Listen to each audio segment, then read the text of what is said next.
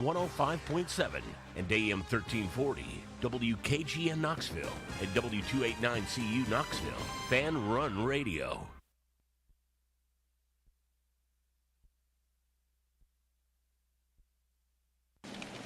We really need to get some branded stuff.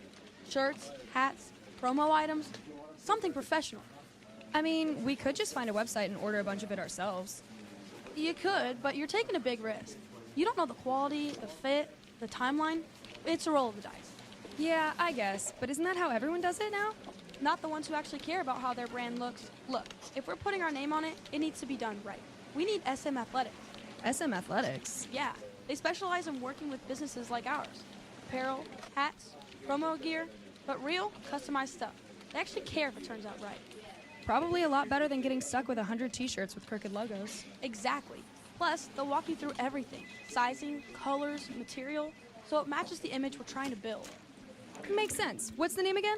SM Athletics. Trust me, if you want to look like a real company, not a flea market stand, this is the move. If you're serious about your brand, work with people who are serious about getting it right. SM Athletics.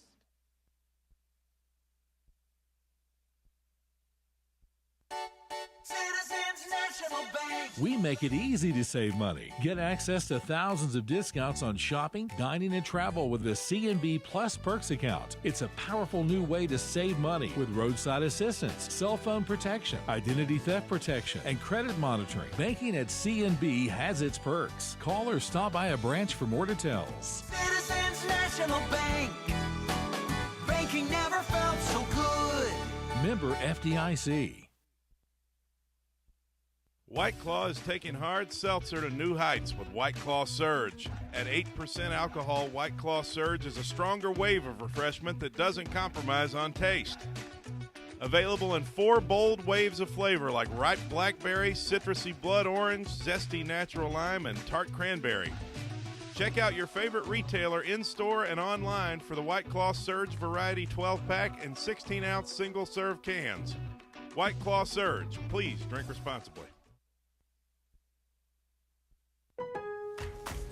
Planning for spring at Lowe's means big savings on outdoor power equipment, and Lowe's knows nothing feels better than free.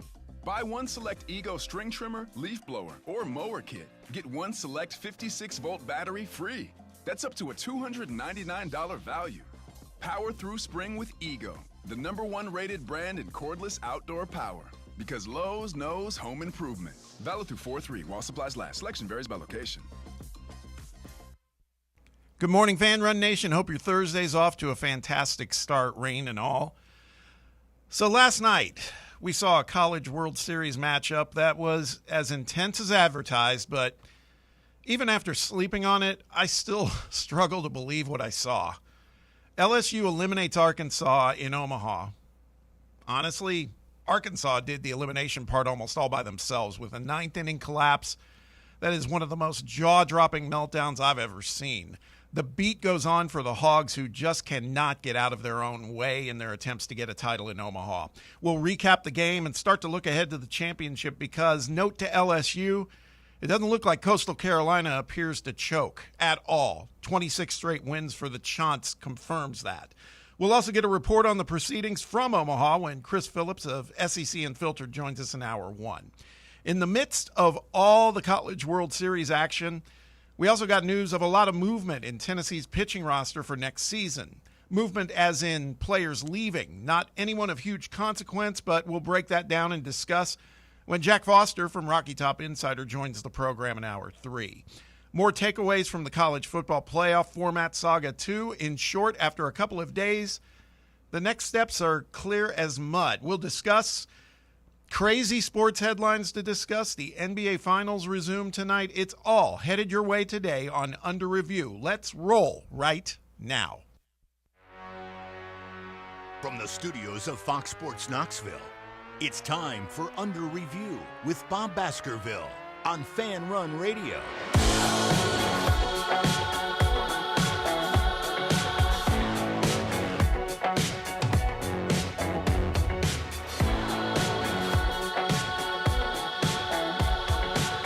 Welcome, welcome, welcome. It is Thursday. It is wet outside.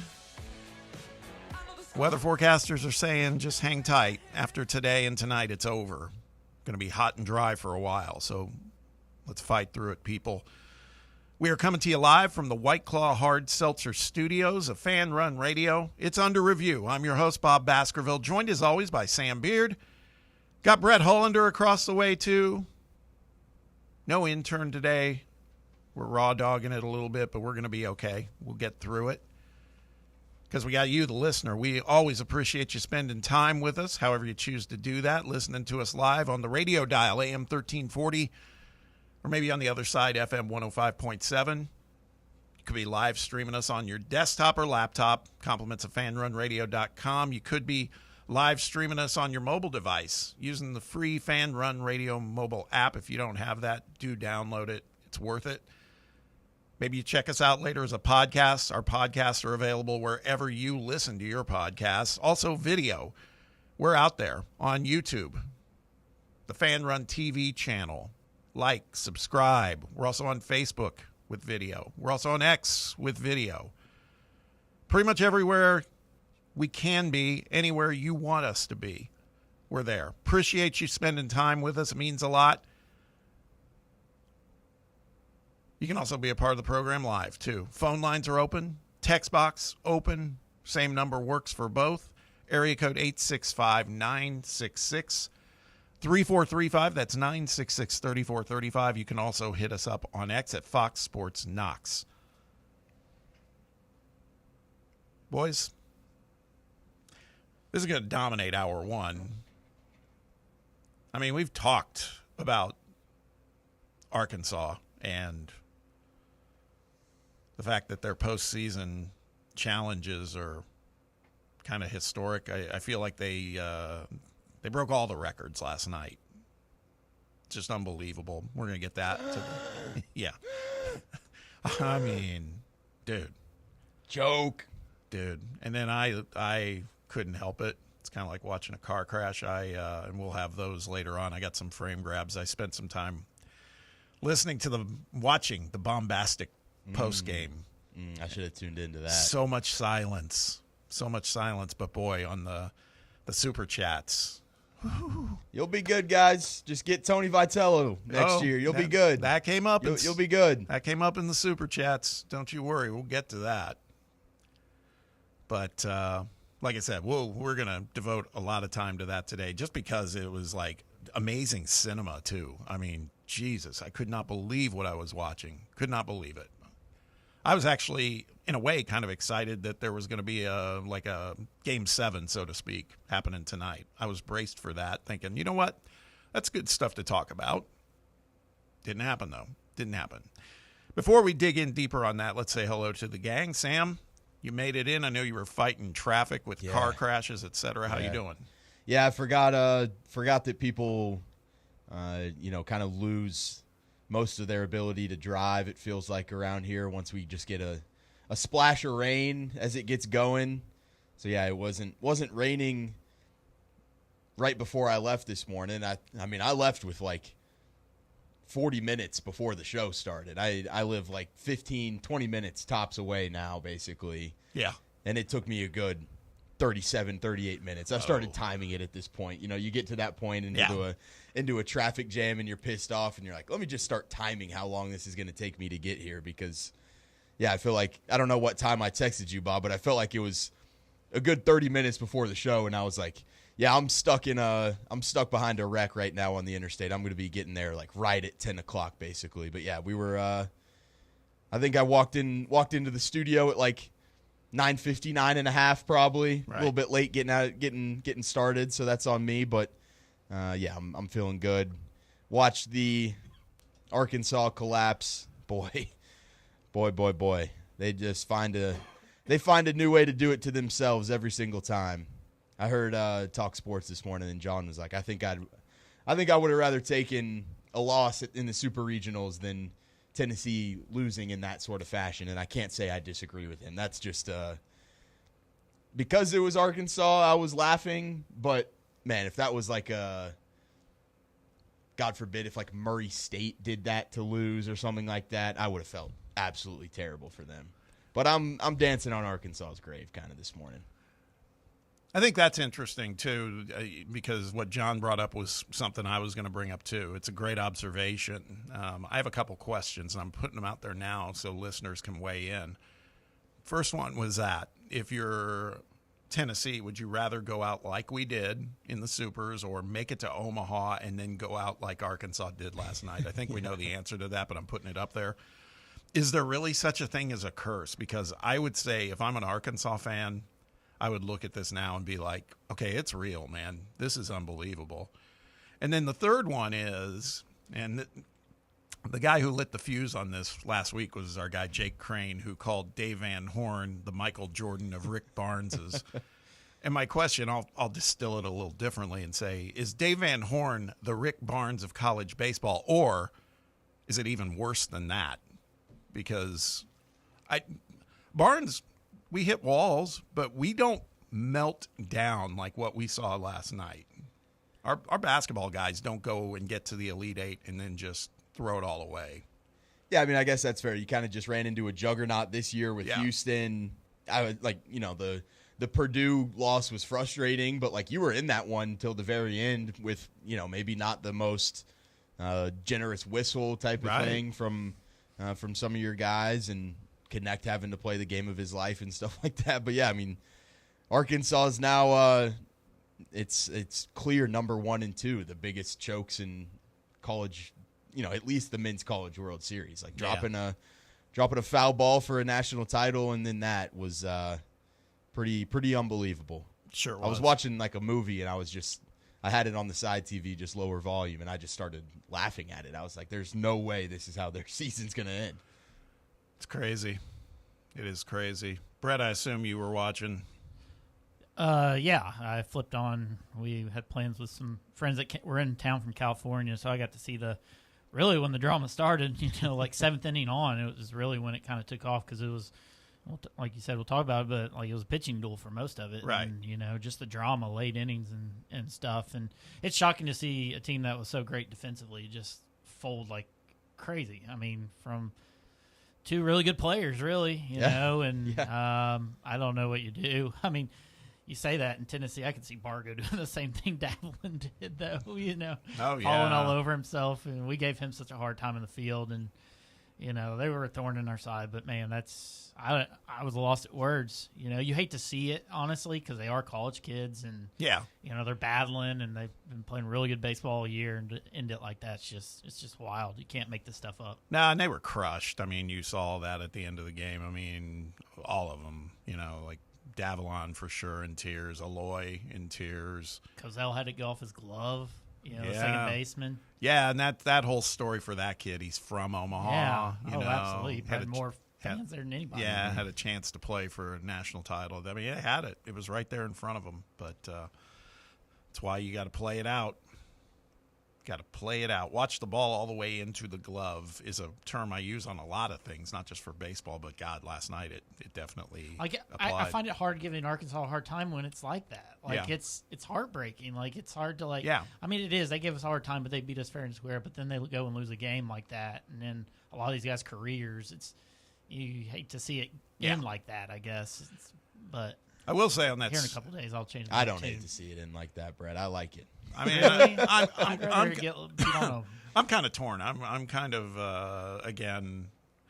It's again kind of like watching a car crash. So I mean, there is that aspect of it for me. I will say on that super chat thing I was watching last night on YouTube, they had there were some LSU fans who sent notes in, and actually most of them now, they had a guy moderating, so he might have been weeding stuff out. But there were a couple LSU fans who put in things that showed up on the screen that were like, man, you guys gave us fits all year, and this sucks, but, just press on. It was like, okay. I think LSU fans are nicer than Arkansas fans. Yeah. That's why I'm not really all that upset for Arkansas right now. No, I agree. I mean, I was seeing tweets relating Tony Vitello to saying we need to take out Tony Vitello versus Hamas. Yeah.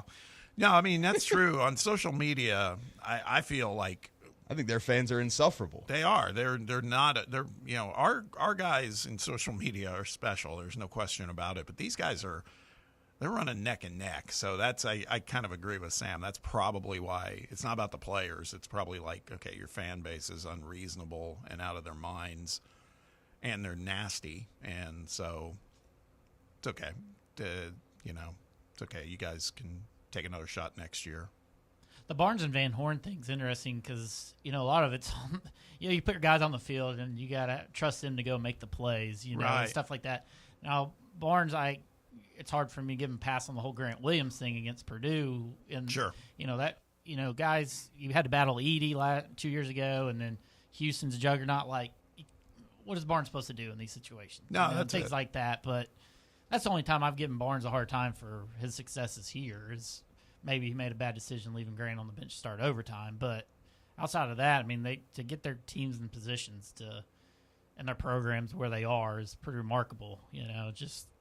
It's like Barnes trying to get to a Final Four. Van Horn can't get over the top, getting to that's it. A national championship.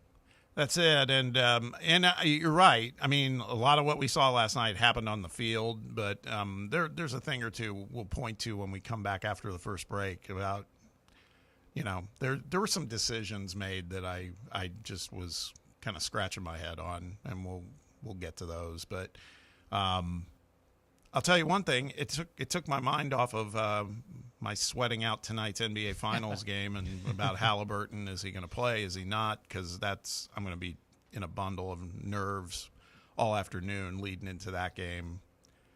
Because it's one of those that I would like to extend it to 7 games. I'm still not sure the Pacers got enough to do that or win in 7, but you still want your guys to win and go out, and we can't do it without him for sure. So we'll be talking about that too. We've got a couple of guests coming on today. We've got Chris Phillips from SEC Unfiltered. He's in Omaha, kind of raising hell, apparently, based on what I see on social media and everything else. And he's been so vocal.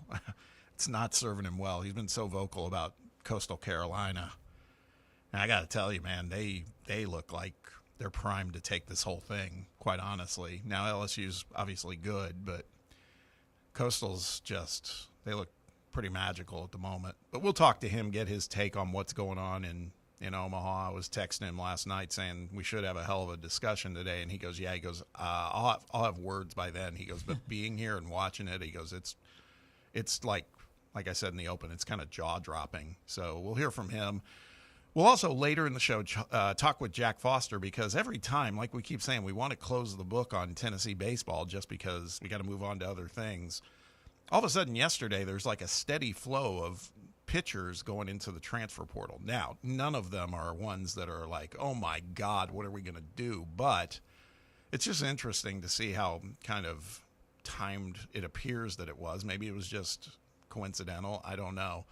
But we'll get Jack's take on it. He'll be joining us in the third hour. We're going to talk about this NCAA college football playoff thing because, God, man, they wrapped up their meetings yesterday in Asheville. We talked about it yesterday. And the wrap-up afterwards leads me to wonder, are they going to resolve anything, man? They were just kind of like, everything's on the table. We're still figuring it out. And that's also code for, I just don't think they have consensus on stuff either. That's the other problem. So we'll talk about that. But again, this College World Series stuff will be front and center. That'll be topic A, certainly in hour 1. We're going to take a quick time out now. And when we return, we'll dig a little deeper on the recap of last night's game because, as Brett said, the first half of the game was like a classic struggle, pitching duel. I mean, it was crazy. And then just everything went bananas in the 8th and 9th inning. So we'll get to that on the other side. Stick around. It's Under Review, and you're listening to Fan Run Radio. For the fans, by the fans, this is Fan Run Radio, Knoxville. Where are the best ribs in the Volunteer State? Rickard Ridge. Who has the best barbecue catering packages in East Tennessee? Rickard Ridge. And where's the most beautiful setting to enjoy a meal with family and friends? Rickard Ridge. Rickard Ridge Barbecue. Just a quick ride up I-75, take exit 134, hang a right, and Rickard Ridge is on your left, just inside Cove Lake State Park. Hi, I'm Dr. Mike Costa at Knoxville Smiles. Here at Knoxville Smiles, we're all about making it easier for you to see the dentist. That's why we're now open until 7 p.m. on Tuesdays and Thursdays. If going to the dentist in the morning or during normal business hours doesn't fit your busy schedule, come see us a little later. Call 865-539-1776 to schedule your appointment, or just visit us online at knoxvillesmiles.com. Smile brighter with Knoxville Smiles. Ready to launch your career? Axel Logistics is a leading third-party logistics company where excellence is an energy. With an award-winning culture, Axel proves that positive outcomes come from a positive environment and a work hard, play hard mentality. At Axel, the drive for success is infectious. And with an uncapped commission structure, hard work isn't just noticed, it's rewarded. For those with big goals and even bigger dreams, Axel Logistics is the place to start your career.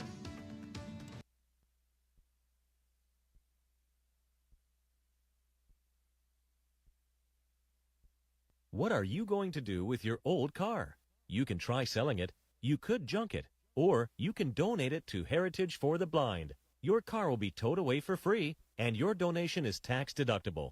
Just call 1-800-639-8620. Heritage for the Blind accepts cars, vans, trucks, and boats. It doesn't matter if your vehicle runs or not. It'll be towed away for free, and you'll be supporting those that need help.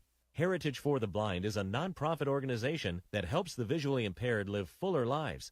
Call right now to donate your car. And as a special thank you for calling, you'll receive a free 3-day vacation voucher to many exciting locations. Call Heritage for the Blind right now. Call 1-800-639-8620. Donating is easy, and your vehicle is towed away for free.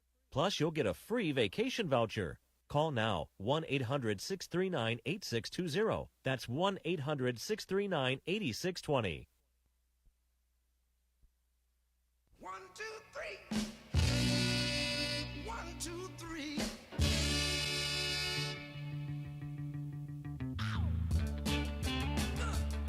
All right. Got to know how to hold it. Like Bonnie Maroney. Mashed potato. Do the alligator. Welcome back. Topic A. It's about last night, where we witnessed a collapse for the ages. College World Series semifinal, LSU versus Arkansas. A classic game that ends up in horrific fashion for one team. And stop me if you've heard this before. It's the postseason, so that team was Arkansas. We know by now LSU rallies with a 3-run ninth in the most improbable way. They win the game 6-5. There was everybody, I think, myself included, was preparing for a winner-take-all game happening tonight.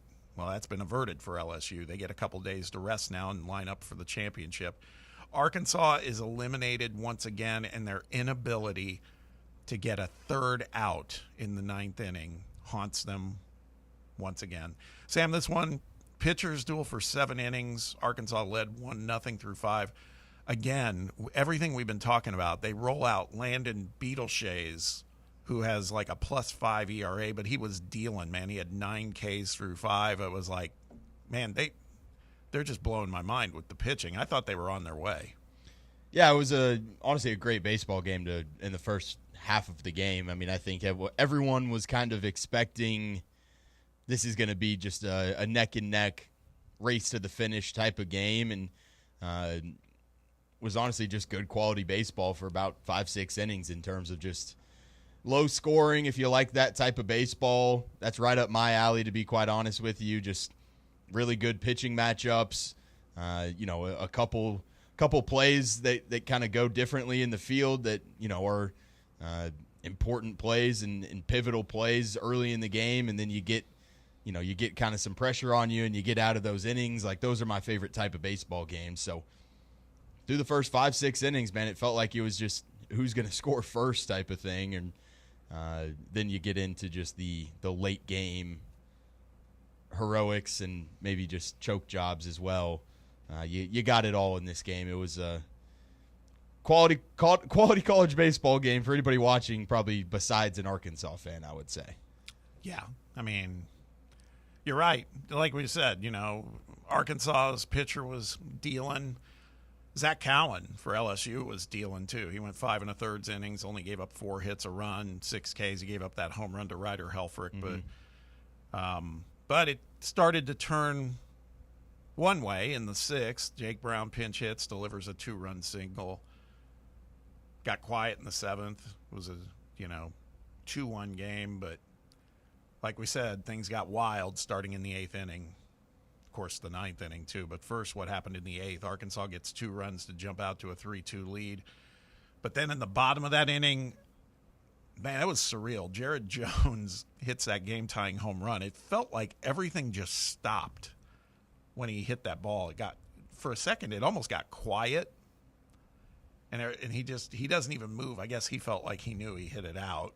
Yeah, I mean, it almost – I feel like there's some of those balls that you hit here in Omaha where it's like, I know this is out in my home stadium, so I'm kind of going to pimp this because I know off the bat this feels like a homer in most places, but still not really sure if it's going to get out. But, yeah, I mean, he was just like walking out of the box. He was definitely felt like he had resigned himself to like, all right, this is either leaving the park or I'm just flying out here and I'm not going to be able to leg out a double or anything like that. But, yeah, I mean, basically from that pinch hit on, this game was just absolute madness. Yeah, yeah. And also, shout out to that kid. I don't have his name in front of me, but he was like 6 for 11 or something like that as a pinch hitter this year. It's unbelievable. Oh, Jake Brown? Yeah.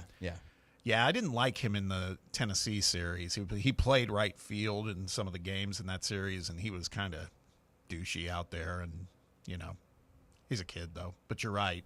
That was a clutch hit. Super clutch hit. Backs it up. Absolutely. So at that point, we go into the 9th, and it's 3-3. And then Arkansas gets 2 guys on base. The batter in the 9-hole, Justin Thomas, gets a 2-run single. I mean, it was just like every kind of odd thing started happening, right? The guy you don't expect to, get a hit of that magnitude, he gets it. Arkansas is now up 5-3.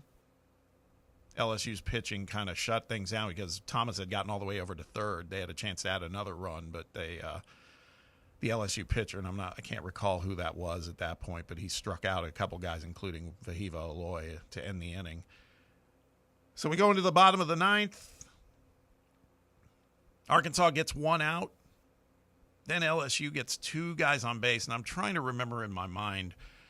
I think the first one was, when did the Reese Robinette error happen? That was in the 9th, was it not?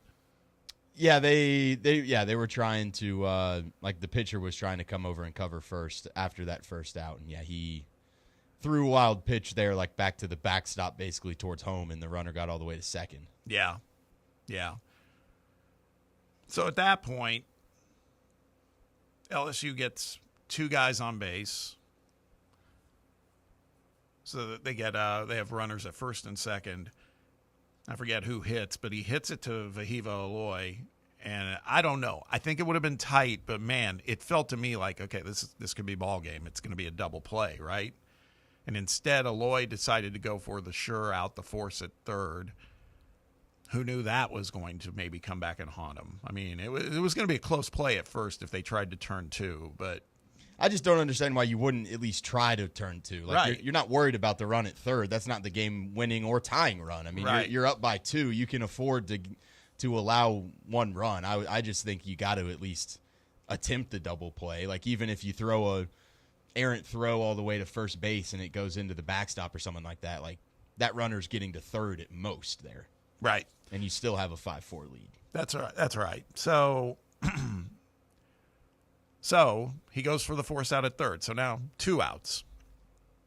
And then on brand for Arkansas, that's where, the wheels came off. Fly ball to left fielder Charles Davalon, who we talked about, who's been just he was a thorn in our side in the Super Regional. He's a hell of a ball player.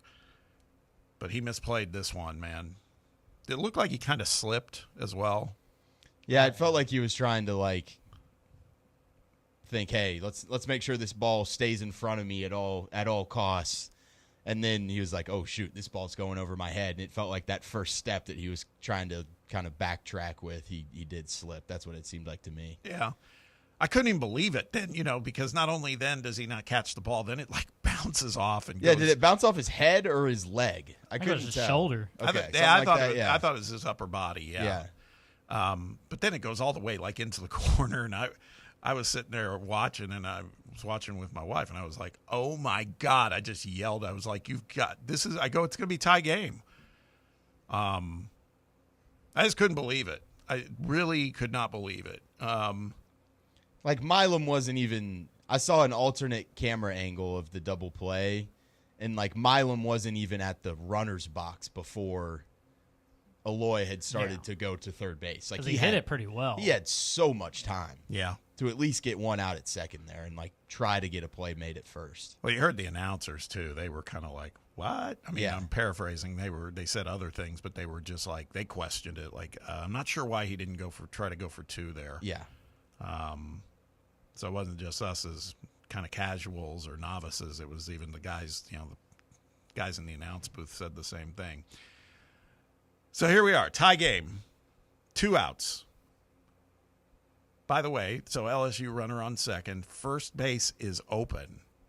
And this is what I was referring to in the opening segment. And this is where I feel like, okay, if you have questions about Dave Van Horn, I think this one applies. You've got Jared Jones coming to the plate, and the guy is kind of, like it or not, he made some bad plays. Like he made that fielding error earlier. That might have been, was that in the 6th inning? Or I can't remember. Maybe it was in the 8th. I don't know. But the guy's kind of got a clutch gene. We've seen it firsthand down in Baton Rouge. He did it to us. Walk-off 9th inning grand slam home run. This guy, the stage is not too big for this kid. Just hit a home run. Right. Hit a home run to tie the game in the 8th. Yeah. It's their best power bat. First base is open. Why do you not walk him?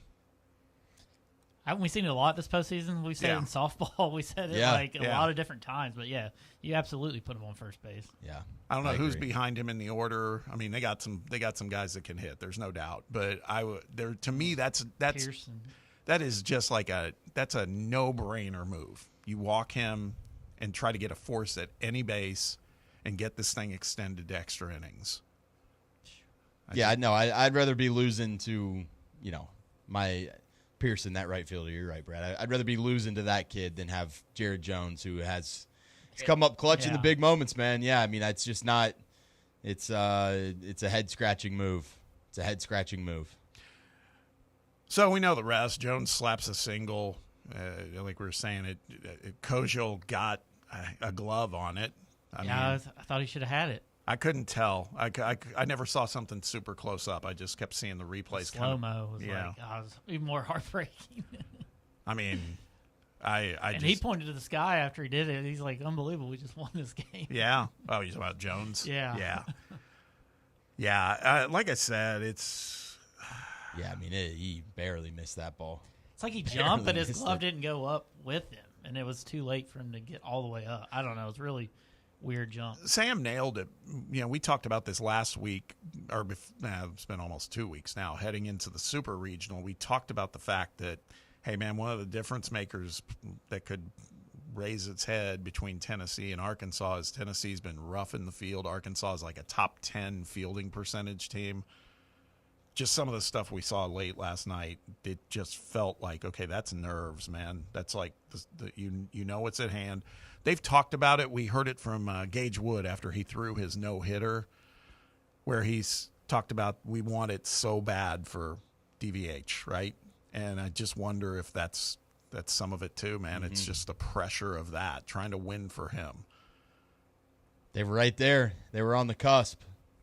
That was Davelin's only error this season in 100-something tries. It's unbelievable. And he was like a really, really consistent player for them. I do feel bad for him a little bit, but like overall for the program, I'm still laughing at him.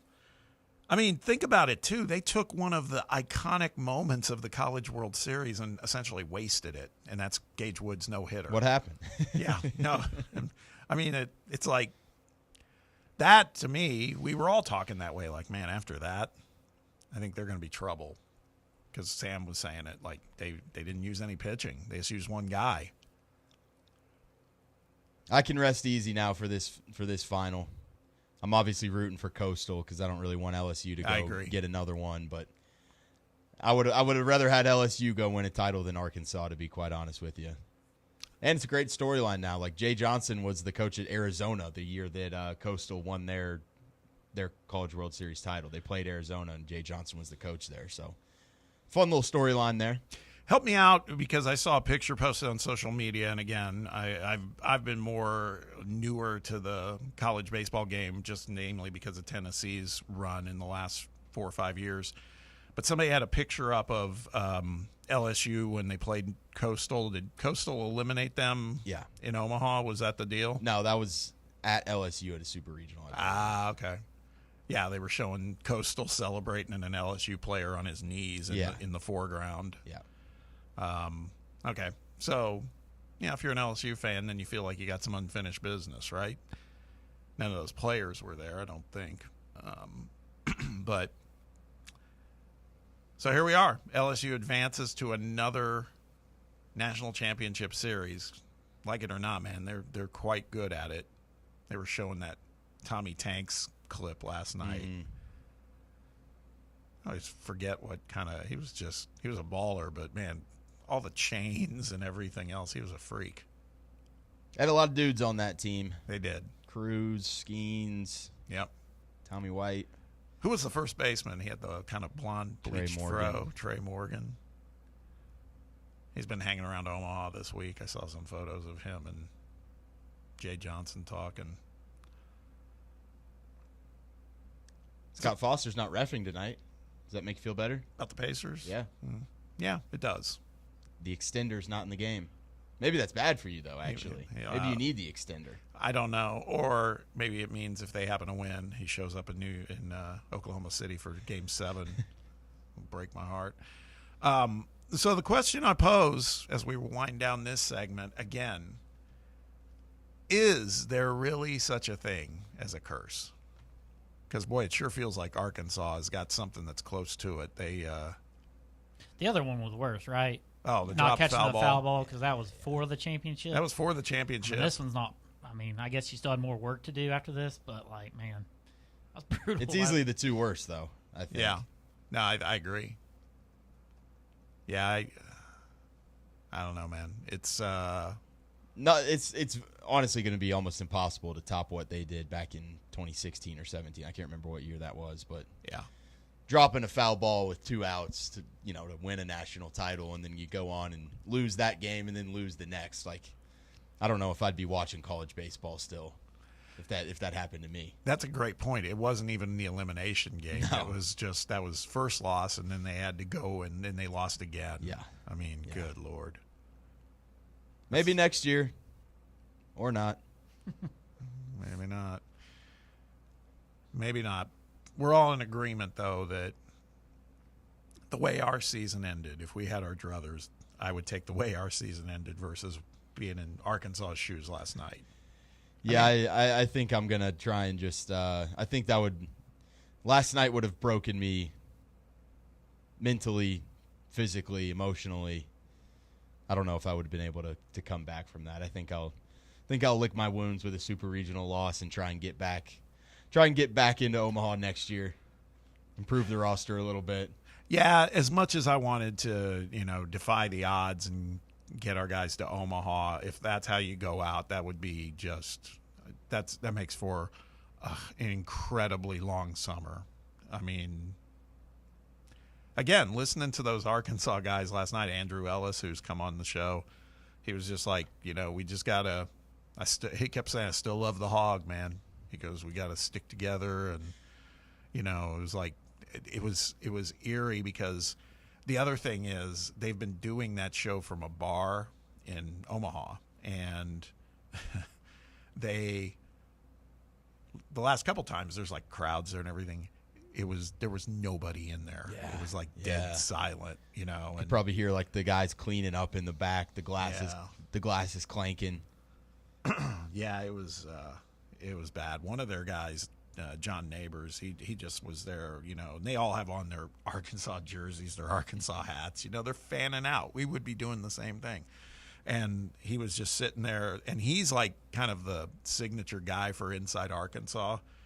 But he just sat to the side and just, you didn't even see him. He was just like, you know, on his phone, and, you know, you never saw his face. And finally somebody on the Super Chat said, man, how's John doing there? And they, you know, he looked over and he goes, yeah, I'm terrible. He goes, it is a good question. He goes, yeah, I'm just moderating the chat. You guys are doing fine. Just keep going. Mm-hmm. And that was it. It was like just so deflated. Despair. Yeah, well, darkness. And so that's my point. As they should be. We would be the same. There's no question. I am perfectly okay with the way the season ended. I didn't love it, but well, Lloyd didn't even go to the press conference, right? Is that right? No, he didn't. I don't know how I feel about that. Yeah, I was kind of like, I kind of understand it. You know, he's going to get a lot of questions about that. Why'd you go to third? I also feel like at some point, show up for the other teammates that decided to go up on stage there too. Yeah. Yeah. I could go either way on it. It's crazy. Hate to see it for him. Absolutely. Our condolences. Or not. Or not. All right, we're going to hit a break. When we return, we'll talk a little bit about yesterday, and that's Coastal Carolina. I'm stating the obvious here, but do not sleep on the Chants. They are they did exactly what we thought they would do yesterday. They came and just punched Louisville in the mouth right off the bat and never looked back. They seem to be ready to roll in the championship. We'll recap that game for you on the other side and then kind of deliver our thoughts on who we think is going to win this thing. I guess you're getting an idea who we think is going to win this thing, but we'll talk about it when we get back. Stick around. It's Under Review on Fan Run Radio. Catch up with all things Fan Run by subscribing to our podcast feed. Like, rate, and download the show from the Fan Run app or wherever you get your podcasts. Are you tired of trying to squeeze your dental appointments in on your lunch break or before you go to work? Here at Knoxville Smiles, we're all about making going to the dentist easier. That's why we're now open until 7 p.m. on Tuesdays and Thursdays. To take advantage of our new evening hours, make your appointment now at knoxvillesmiles.com or just call us at 865-539-1776. Smile brighter with Knoxville Smiles. We really need to get some branded stuff. Shirts, hats, promo items, something professional. I mean, we could just find a website and order a bunch of it ourselves. You could, but you're taking a big risk. You don't know the quality, the fit, the timeline. It's a roll of the dice. Yeah, I guess. But isn't that how everyone does it now? Not the ones who actually care about how their brand looks. Look, if we're putting our name on it, it needs to be done right. We need SM Athletics. SM Athletics? Yeah. They specialize in working with businesses like ours. Apparel, hats, promo gear, but real, customized stuff. They actually care if it turns out right. Probably a lot better than getting stuck with 100 t-shirts with crooked logos. Exactly. Plus, they'll walk you through everything. Sizing, colors, material, so it matches the image we're trying to build. Makes sense. What's the name again? SM Athletics. Trust me, if you want to look like a real company, not a flea market stand, this is the move. If you're serious about your brand, work with people who are serious about getting it right. SM Athletics. Located in Knoxville's historic Old City, Barley's offers great food, live music, the best draft beer selection in town, and now your new favorite place to watch sports. Their indoor projector is perfect for any weather, and they've revamped their upstairs area with more TVs to take in all of the action. Their menu features hand-battered chicken tenders, juicy burgers, fresh salads, and the tastiest pizza in Knoxville. You can enjoy their happy hour drink specials daily from open until 6 p.m. Barley's Tap Room and Pizzeria. Do you love to gamble? Do you enjoy listening to people talk about gambling? Well, then I have some good news for you. Every weeknight at 6 p.m., you can hear John Reed and William Pattison go over the slate, thanks to our friends at VIP Play. Sports topics aren't always black and white, but on the slate, they are always green. Nothing but trends, angles, and bets to try to make you some money. The Slate, presented by VIP Sports on Fan Run Radio, weeknights from 6 to 7 p.m. This is Coach Josh Heupel. In football and life, you need a solid defense to protect what matters most. That's where Farm Bureau Insurance of Tennessee comes in. Score peace of mind with Farm Bureau Insurance, the official insurance of the Vols. They're your line of defense. FBITN.com. This is Baseball VFL Cody Brown. Farm Bureau Insurance is the official insurance of the Tennessee Vols. I'm here to be that line of defense for all your insurance needs. Give me a call at 865-992-3871 and go Vols.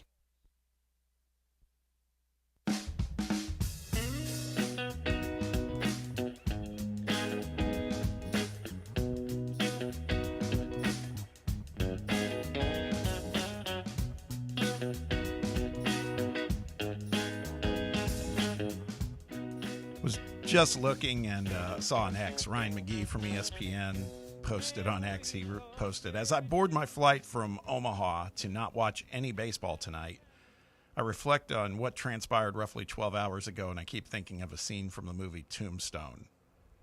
The quote, you ever seen anything like that before? Hell, I've never even heard of anything like that. If you're a fan of the movie, you know. I'm telling you, man, it's got everybody just kind of like, holy hell, man. It's crazy.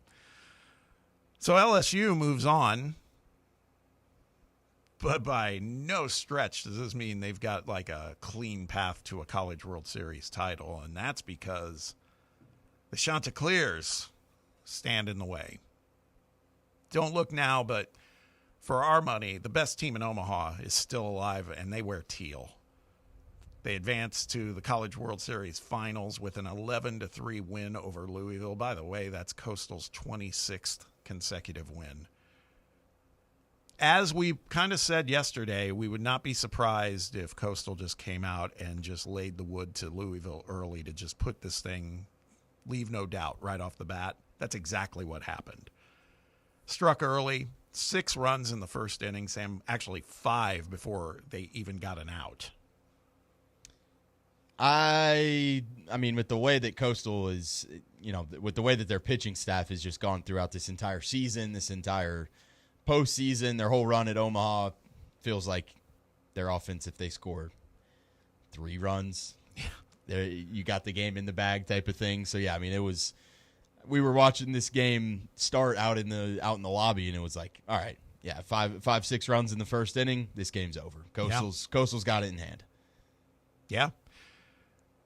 They expanded that lead to 8-0 going into the 6th. Louisville finally got on the board, but it was too late. By the way, Coastal is 43-0 this season when leading games after 6 innings. There it is. I mean, that's incredible. No choking there, man. No. Feels like they're resolved. Even when you kind of heard their interviews yesterday post-game, they're just all business too. This is not. It's kind of like what their coach said at the beginning of all this. Like, we're not a Cinderella, man. We're here to win this thing, and hell, they probably can. Something else we predicted: Louisville. They have good pitching. We've talked about it, but they were simply out of it. They went Johnny Holstaff. They started a reliever who hadn't pitched in a month, and it showed. Colton Hartman couldn't even get an out. He was responsible for those 5 runs before they did get an out. And like you said, Sam, Coastal gets another strong pitching outing. This time, I hadn't even heard of the guy, but he's obviously good. Riley Eichhoff threw 5 1/3 solid innings, gets the win. The final is going to be like, if you're a fan of baseball that's kind of low scoring and pitching dominant, and you can't make any mistake in the field, and you got to have a good approach at the plate, like. That's my favorite type of baseball. I don't necessarily love seeing these games that are, 12-9 final and stuff like that. I kind of like seeing them grind it out, especially when you get into this championship level series. So, yeah, I mean, Cade Anderson, Ianson, Kason Evans, Chase Shores, any of those guys for LSU going up against Jacob Morrison, Leach, Luke Jones, Fluky, Eichhoff that you just said there. Like, yeah. They've got guys all up and down the board here. It's going to be elite pitching. I can't wait for this final. And the other thing, I think it was one Roberto called the other day. He's obviously a big fan of Coastal. He probably knows them better than us. Excuse me. they just kind of grind you down at the plate. You know, it's true. They don't have guys who are just, like you said, pitching's going to dominate this finals. It's pretty clear, but they're not big bombers anyway, right? They just kind of grind it out. They had 8 different batters with hits yesterday. Colby Thorndike, love that name. Dude looks like he's about 35. He went 3 for 4, had a double, 5 RBIs, had the big bases clearing double in the first inning. Left 8 guys on base, too, and they scored 11 runs. Is that right? Could have been 15, 16. Yeah. Just mowed these guys down. I love watching their catcher, too. I mean, he's up in the running for the Buster Posey Award or whatever, the top college catcher, but, like, watching him do his work, and I've seen a couple videos of, like, what he does just outside of the game in terms of just preparation and his approach as a catcher. Like, it's pretty unbelievable watching him be able to frame pitches and stuff like that. They've already got an unbelievable pitching staff, but to kind of see the work that he does and stuff like that, pretty impressive. Catcher that bats leadoff. Yeah. Love that. Dude's going to make a lot of money here soon. I know this name has come up, but is it Blagan or Blagan Pado? I feel like it's Blagan. What a name. I'm not quite sure, though. I would guess it's Blagan, though. What about him? You just like his name? I just love the name. Okay. It's good enough for me. Yeah. I'm a names guy. We love our names, definitely. So here's the thing. I mean, you nailed it, Sam, on the pitching. I mean, LSU, they would have probably, you would think, if they had to play another game tonight, they would have had to unload the gun, so to speak, pitching-wise. At least use one of their big headline starters, either Anderson or Ianson. Now they can save them all up. And so with the 2 days rest going into Saturday, both these teams are coming in at full strength. It should be a pretty fantastic championship series. But we know who we're rooting for. Who do we like in the championship to win it? It's hard not to go with the team that's won 26 straight games, Bob. I'm rolling with the Chants. My heart's in it with them. Maybe my brain will tell me otherwise.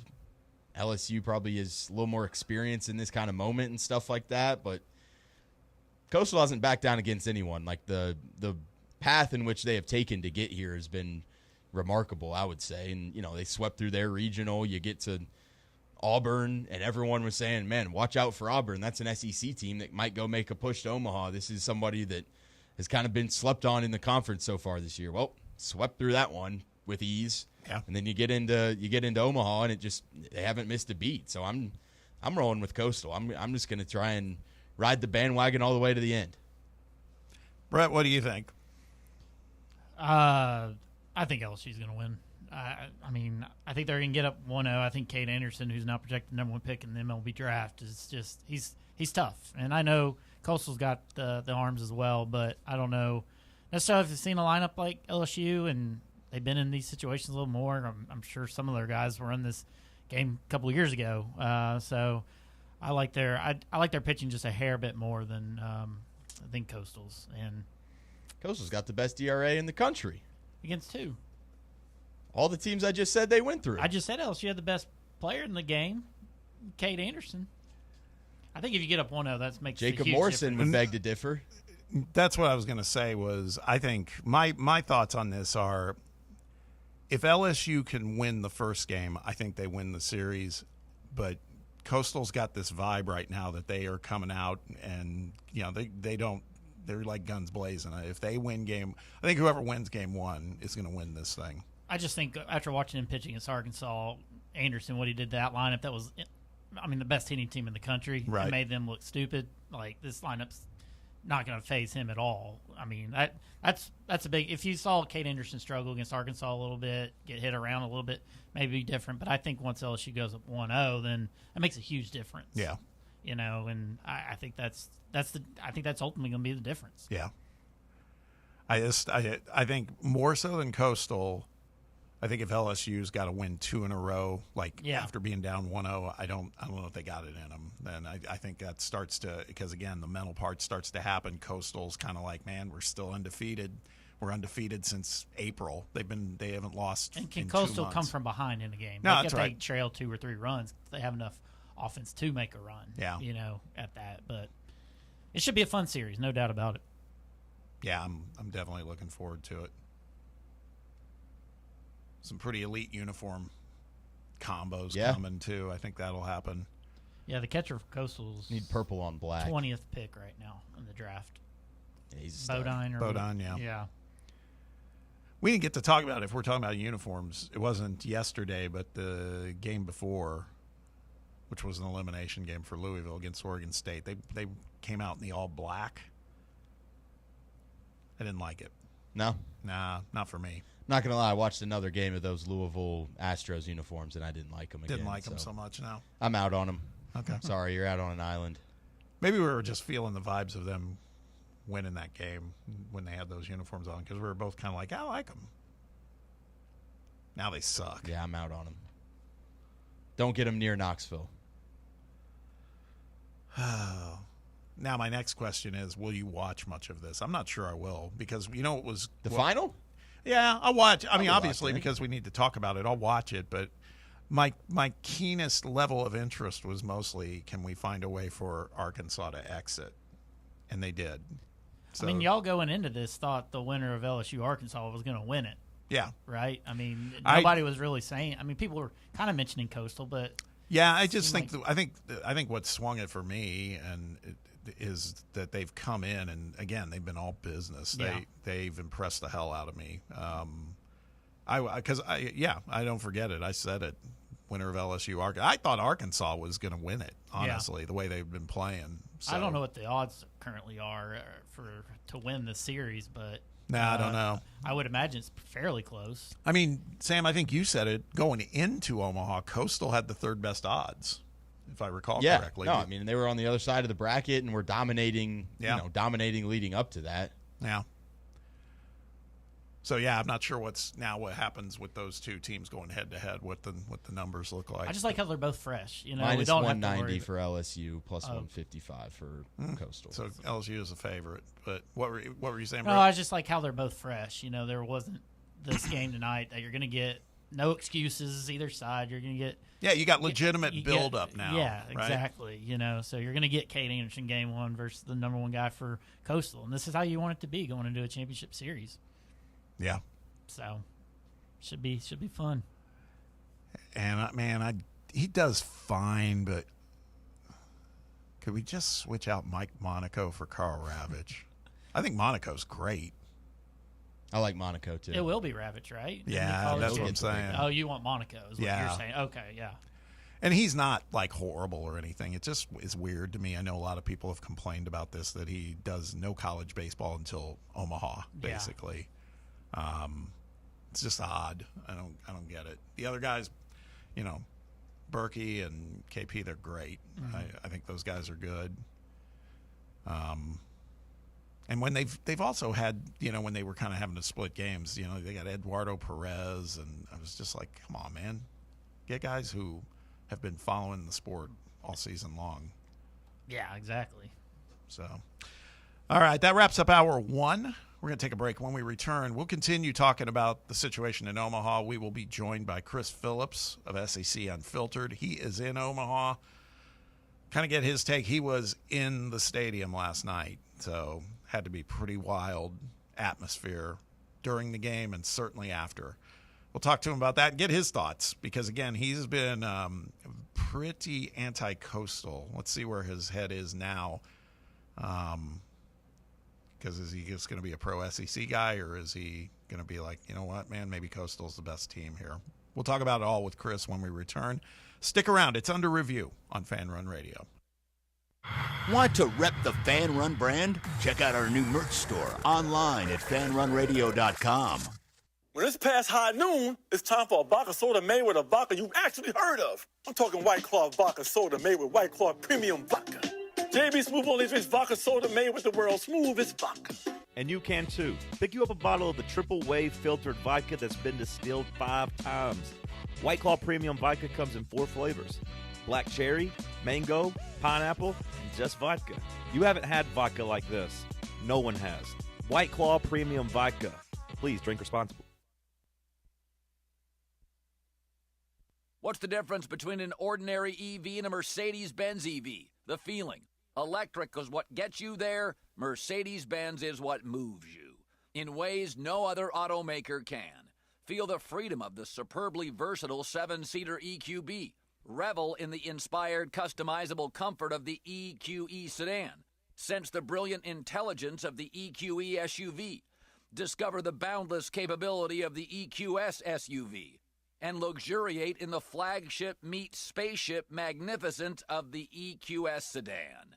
Every Mercedes-Benz electric vehicle offers the very latest MBUX voice-activated AI software, as well as remote access to a whole host of functions via the Mercedes Me Connect app. The vehicle's electric, the feeling all Mercedes, the choice all yours.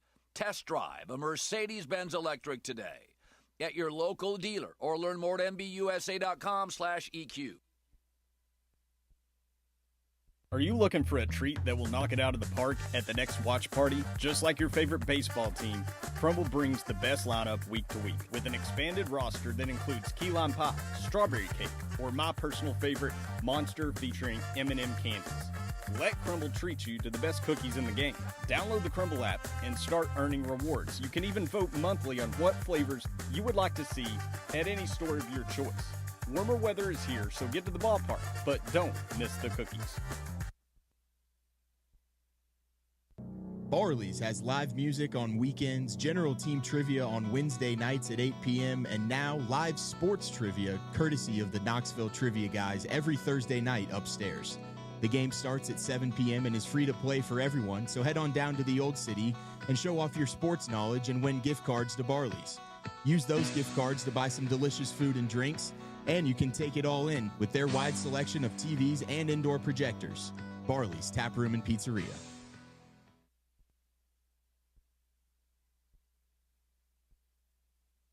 Are you ready to show off that confident, radiant smile you've always dreamed of? Well, here at Knoxville Smiles, we're ready to turn your dream into a reality. At Knoxville Smiles, we're more than just a dental practice. We're your partners in achieving optimum oral health. From routine cleanings and checkups to advanced cosmetics and restorative procedures, we offer a wide range of services in an environment that makes every visit a positive and comfortable experience. At Knoxville Smiles, it's about more than just treatments. We're focused on creating a welcoming environment where you feel like family. Our state-of-the-art facilities are designed with your comfort in mind, and our friendly staff is always ready to address your questions and concerns. Don't wait any longer to achieve a beautiful smile you deserve. Schedule your appointment at Knoxville Smiles today and take that first step towards a healthier, happier you. Call us at 865-539-1776 to book your appointment today, or just visit our website at knoxvillesmiles.com.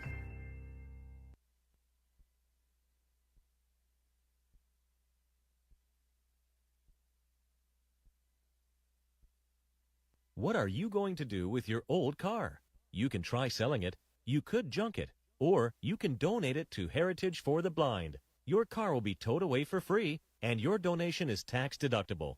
Just call 1-800-639-8620. Heritage for the Blind accepts cars, vans, trucks, and boats. It doesn't matter if your vehicle runs or not. It'll be towed away for free, and you'll be supporting those that need help. Heritage for the Blind is a nonprofit organization that helps the visually impaired live fuller lives. Call right now to donate your car. And as a special thank you for calling, you'll receive a free 3-day vacation voucher to many exciting locations. Call Heritage for the Blind right now. Call 1-800-639-8620. Donating is easy, and your vehicle is towed away for free. Plus, you'll get a free vacation voucher. Call now, 1-800-639-8620. That's 1-800-639-8620. Hour 2 of Under Review starts now.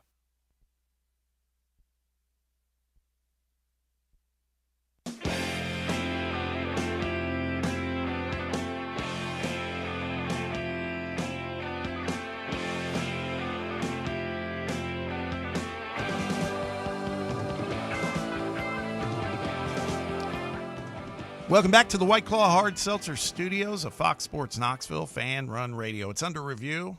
You got Bob and Sam and Brett here on a Thursday, making our way through.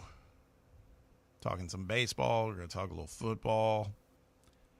We appreciate you joining us, as always. You can be a part of the program by giving us a call. Phone lines are open. Text box open, too. Area code 865-966-3435. 966-3435. You can also hit us up on X at Fox Sports Knox. Let's talk a little bit about college football. As I mentioned at the beginning of the show, the college football playoffs picture, as I termed it, clear as mud. There's been some reports coming out yesterday via Heather Dinich at ESPN.com. Our guy Ross Dellinger, he's covering it well, too, for Yahoo. They wrapped up the meetings in Asheville, a couple of days' worth of meetings. The CFP, the College Football Playoff Executive Director, Rich Clark, said at the end, we're still working on it. Everything is on the table. Perfect. Sam, now there's talk of integrating a Google mathematician into the mix to create a more reliable strength of record metric to assess who gets bids moving forward. I want football guys, Bob. I don't want Google AI. I want somebody who's coached football, who's played football, who looks at these, who actually watches every game every weekend and says, you know, I've been watching this team for 6 weeks now. They're playing good ball. Let's not just go to the formula that we've created that gives this one team that's, you know, clearly not passing the eye test, but, you know, maybe their first month and a half of their season is really propping them up because they had a couple nice wins and now they're just kind of skirting to the finish line. But all of our formulas and projections and stuff like that, hey, they said that they're a top 10 team in the country, so we're going to use Google AI to go help us out here. I want football guys in the room, damn it. Yeah, and it makes you wonder if that's why the takeaway from this was, yeah, we'll get back to you. That was kind of the vibe from the commissioners. Thanks for the vacation over in Asheville. Yeah, exactly. I just think that that's what's going to be interesting because maybe that is what they're thinking. It's like, oh, man, this is not going to help us because it was kind of this amalgamation where it was like strength of schedule factored in with your obvious record, factored in with kind of a subset of strength of schedule, which is how many like non-power conference teams have you played. It just sounded like this big math problem that one person is going to have an answer to, and then they're going to pass that along to the College Football Playoff Selection Committee, and that's how they'll arrive at awarding bids. Yeah. I don't know, man. It did not give me a lot of comfort when I heard that might be the approach. It's kind of crazy. And I mean, it also feels like they said that some of the commissioners kind of walked off in a group, got on an elevator, kind of scurried off, couldn't even get a chance for reporters to go ask them questions. The elevator doors shut. They get out of there. So they didn't want to face the media. Right. Little to no indication that common ground has been reached. I mean, I feel like them scuttling off into an elevator without talking to anybody is already kind of saying, like, hey, we didn't really reach an agreement. Yeah. I'm going to try and get out of here. And I mean, I think the goal in all of this was to maybe have some sort of resolution by the time we kick off the fall season, because again, we're talking about 2026. So it's a year in the offing, a year plus. But now they're, you know, as Dellinger wrote, he goes, this could drag on for months, quite honestly. And take it a step further, things might just stay the same. They're saying there may be no expansion at all. It might stay at 12 going into 2026, which I don't know. It's really, now that they've done the reseeding concept, I'm not sure I care that. I don't think that's a big problem, I guess is what I'm getting at. I feel like they're going into these meetings and they don't even know.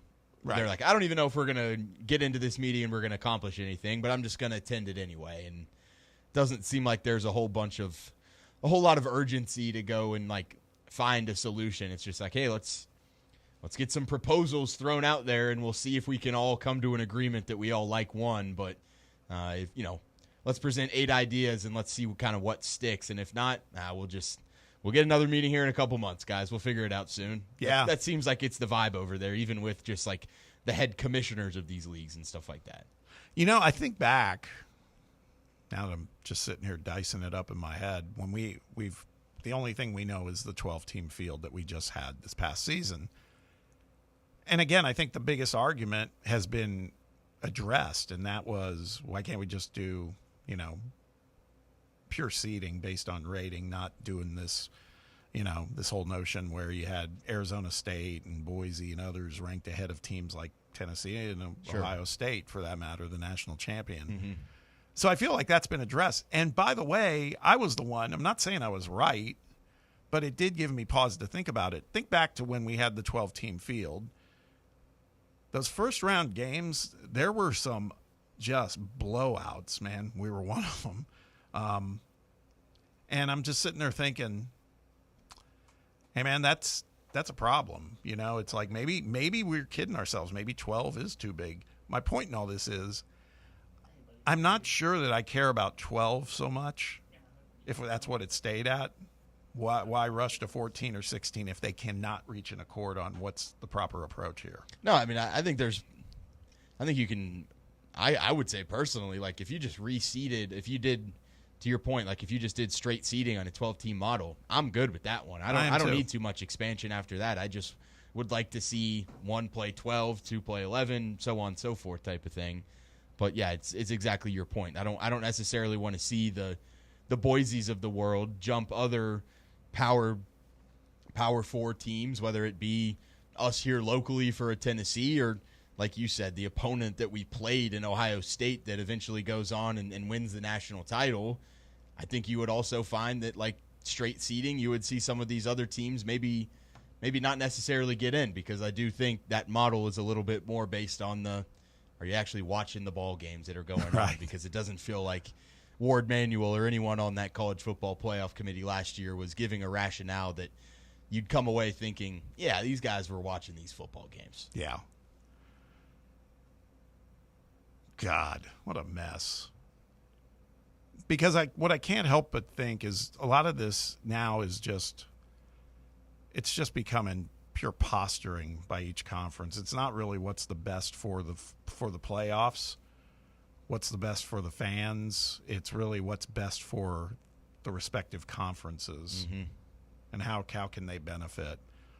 So, I don't know. You can take this a couple of ways, quite honestly, if you think about it from the standpoint of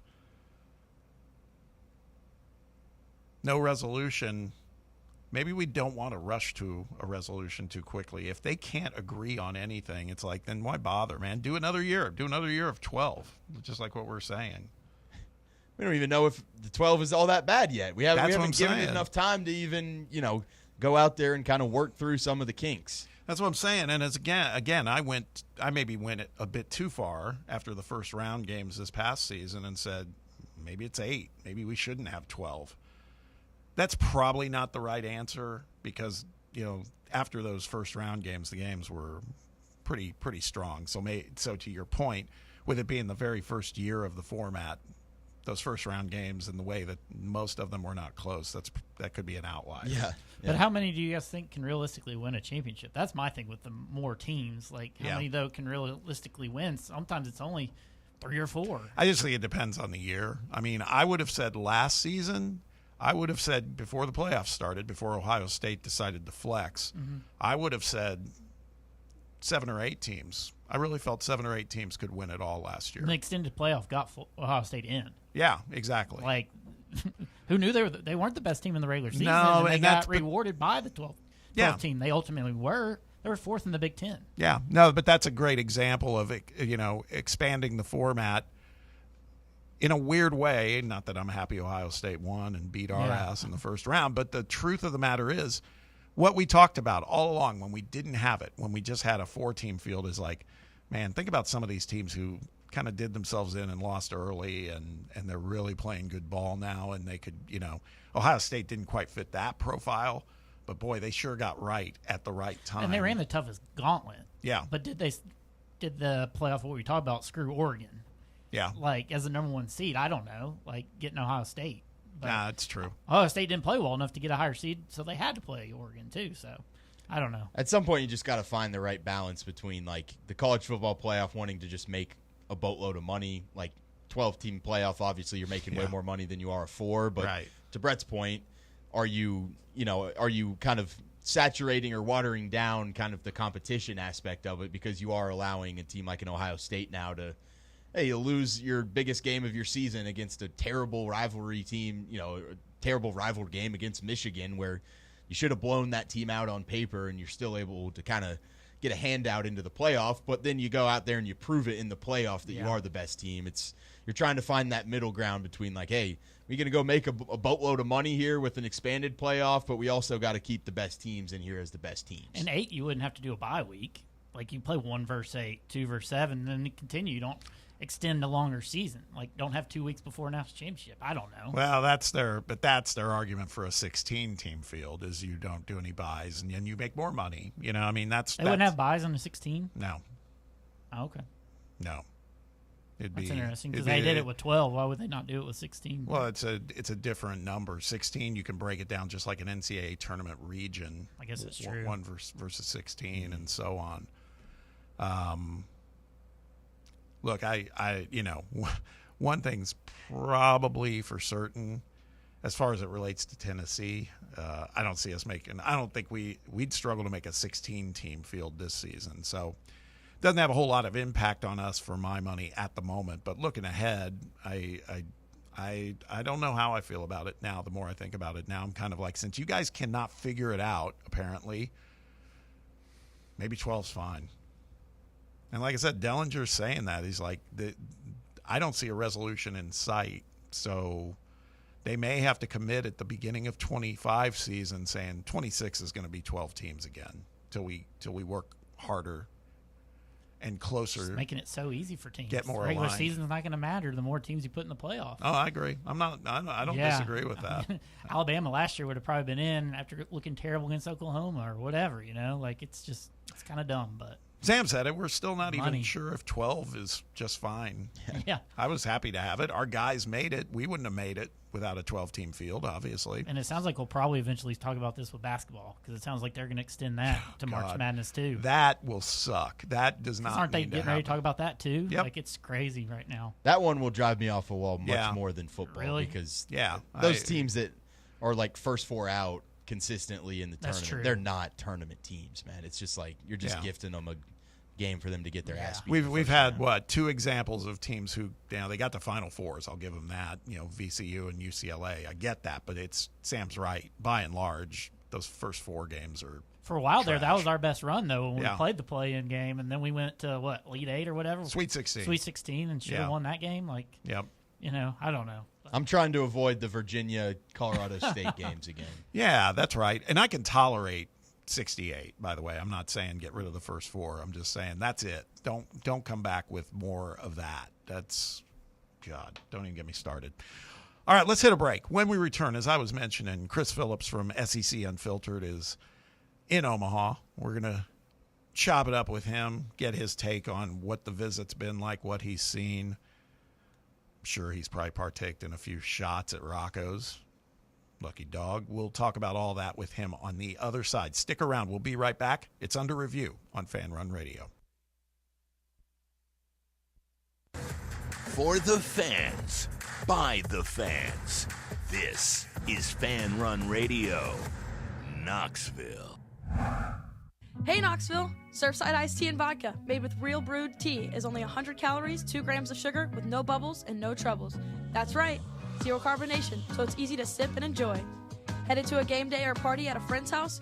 Bring an iced tea or lemonade variety pack from Surfside, or try their green tea and new raspberry tea vodka. Find the can with the sunset stripes this season. Surfside iced tea and vodka, sold at bars, restaurants, and stores near you. Surfside iced tea and vodka, sunshine in a can. Must be 21 or older. Enjoy responsibly. Where are the best ribs in the Volunteer State? Rickard Ridge. Who has the best barbecue catering packages in East Tennessee? Rickard Ridge. And where's the most beautiful setting to enjoy a meal with family and friends? Record Ridge. Record Ridge Barbecue. Just a quick ride up I-75, take exit 134, hang a right, and Record Ridge is on your left, just inside Cove Lake State Park. Hi, I'm Dr. Mike Costa at Knoxville Smiles. Here at Knoxville Smiles, we're all about making it easier for you to see the dentist. That's why we're now open until 7 p.m. on Tuesdays and Thursdays. If going to the dentist in the morning or during normal business hours doesn't fit your busy schedule, come see us a little later. Call 865-539-1776 to schedule your appointment, or just visit us online at knoxvillesmiles.com. Smile brighter with Knoxville Smiles. Ready to launch your career?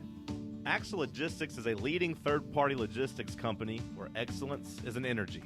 With an award-winning culture, Axle proves that positive outcomes come from a positive environment and a work hard, play hard mentality. At Axle, the drive for success is infectious. And with an uncapped commission structure, hard work isn't just noticed, it's rewarded. For those with big goals and even bigger dreams, Axle Logistics is the place to start your career.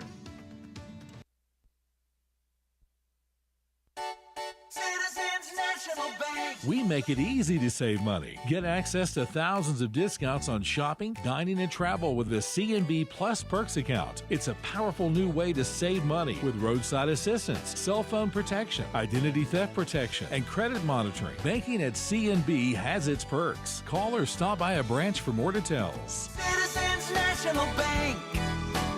Banking never felt so good. Member FDIC.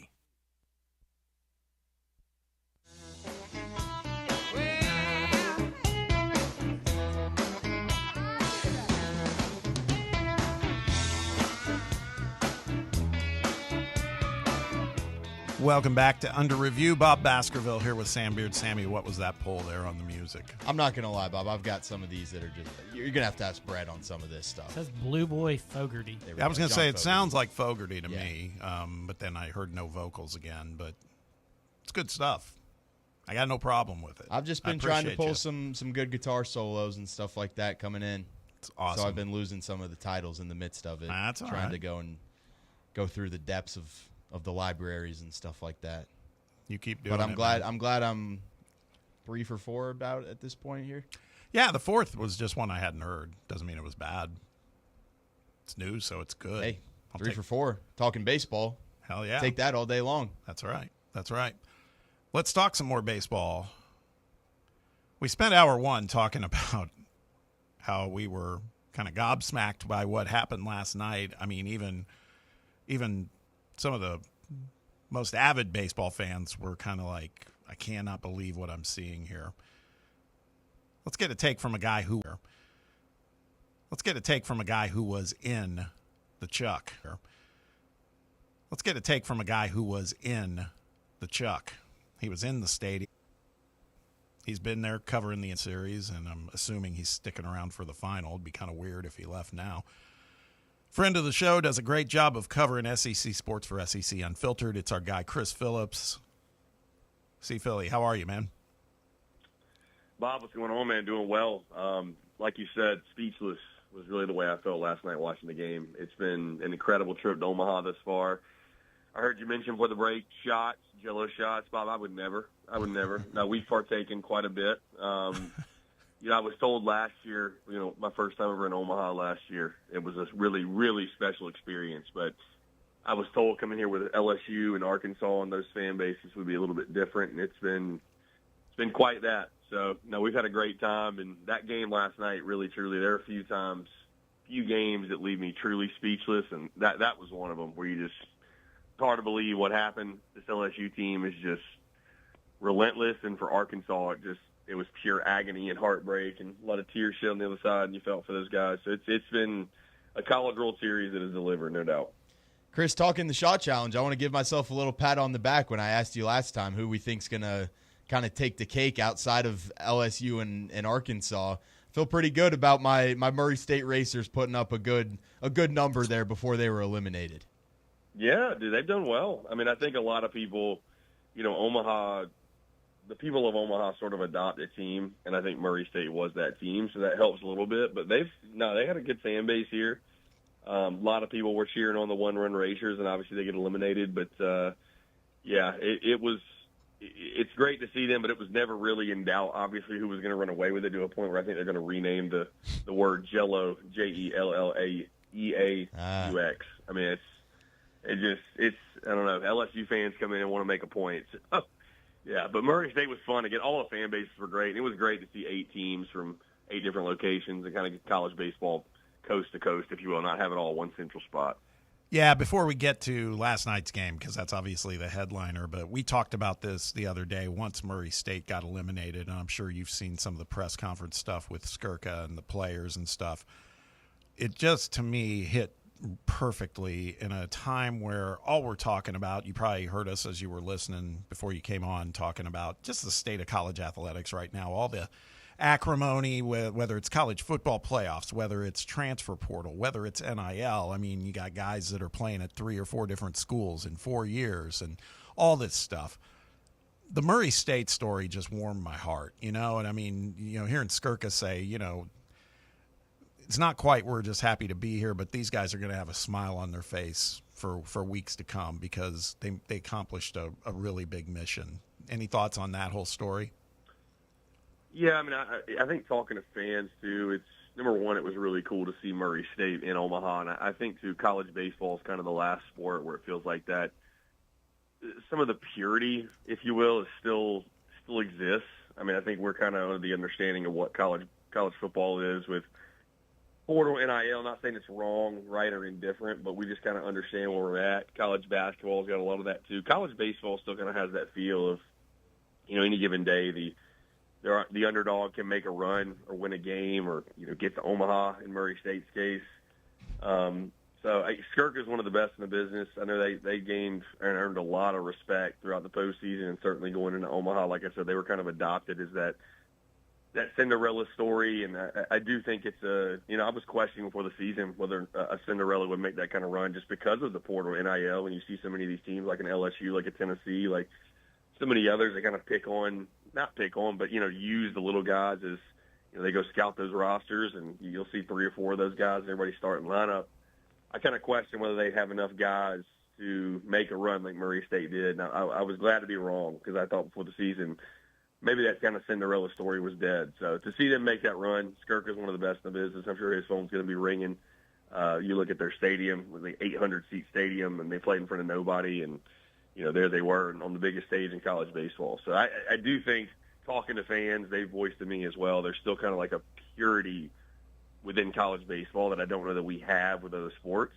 And there's sort of still like a beautiful side to it. And I think that's one of the reasons you've seen the investment in the sport this season. So now stories like that are great, man, just for sports in general. And hope to see another big one next year too.